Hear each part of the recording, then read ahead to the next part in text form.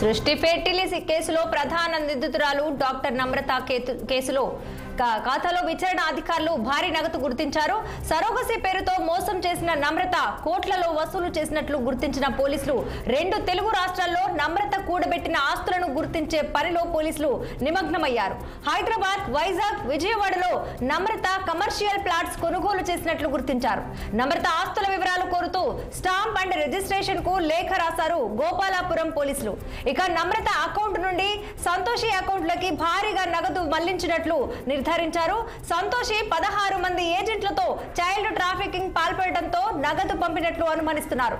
ఈ మేరకు ఎల్లారెడ్డిగూడలోని సంతోషి నివాసంలో కేస్ షీట్లను పోలీసులు స్వాధీనం చేసుకున్నారు. కేస్ షీట్ ఆధారంగా కొంతమంది తల్లిదండ్రులను అదుపులోనికి తీసుకున్న పోలీసులు వారి నుంచి కీలక సమాచారం సేకరిస్తున్నారు.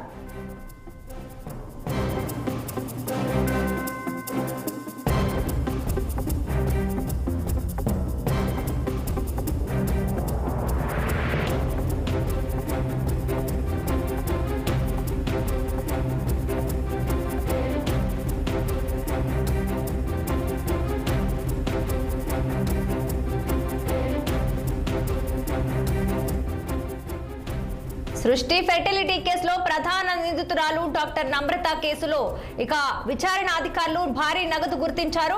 సరోగసి పేరుతో మోసం చేసిన నమ్రత కోట్లలో వసూలు చేసినట్లు గుర్తించిన పోలీసులు 2 తెలుగు రాష్ట్రాల్లో నమ్రత కూడబెట్టిన ఆస్తులను గుర్తించే పనిలో నిమగ్నమయ్యారు. హైదరాబాద్, వైజాగ్, విజయవాడలో నమ్రత కమర్షియల్ ప్లాట్స్ కొనుగోలు చేసినట్లు గుర్తించారు. నమ్రత ఆస్తుల వివరాలు కోరుతూ స్టాంప్ అండ్ రిజిస్ట్రేషన్ కు లేఖ రాశారు గోపాలపురం పోలీసులు. ఇక నమ్రత అకౌంట్ నుండి సంతోషి అకౌంట్ లోకి భారీగా నగదు మళ్లించినట్లు నిర్ధారించారు. సంతోషి 16 మంది ఏజెంట్లతో చైల్డ్ ట్రాఫికింగ్ పాల్పడడంతో నగదు పంపినట్లు అనుమానిస్తున్నారు. ఈ మేరకు ఎల్లారెడ్డిగూడలోని సంతోషి నివాసంలో కేస్ షీట్లను పోలీసులు స్వాధీనం చేసుకున్నారు. కేస్ షీట్ ఆధారంగా కొంతమంది తల్లిదండ్రులను అదుపులోనికి తీసుకున్న పోలీసులు వారి నుంచి కీలక సమాచారం సేకరిస్తున్నారు.